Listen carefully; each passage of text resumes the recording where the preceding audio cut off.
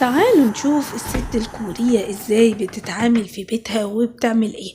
السلام عليكم ورحمة الله وبركاته. اول حاجة طبعا الشرب ما شاء الله مقطع، بدأت بقى تشحن الموبايل وروحت من البيت كده وبتقول صباح الخير يا حلوين، وبعدين دخلت المطبخ بالسكوتر، وبعدين غسلت ايديها، وبعد كده جابت الخضار معاها بقى زيتون ومخللات بقى وبصل وشوية لوبيا، ومعاها كابوريا كمان صحيين.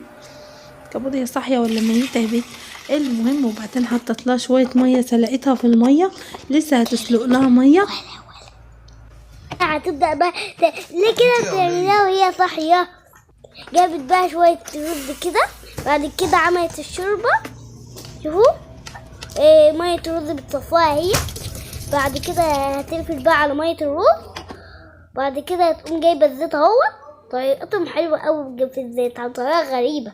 وعملت بقى البيض حطيته فيه، بعد كده عملته وقلبته بقى بالشكل ده. ودي بقى كيسة عشان تعمل الفراخ، وحطت كده كيس عشان تحطي فيها الفراخ.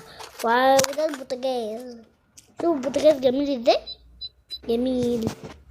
بعد كده حطت الزيت تاني، وحطت اللحمة، الكبدة او اللحمة، ومعرفش ايه البتاع الاسود ده، ممكن توابل وحطت عليه شوية مية وجزر وبصل وبرتقال. البتاع زود جميل قوي يا جماعة. بعد كده قطعت البرتقال وقطعته حتت، بعد كده هتعمل بقى عصير ولا ايه؟ شوفوا العصير جميل ازاي. طلع القشر في ناحية والعصير في ناحية. بتطلع القشر في الناحية والعصير في الناحية.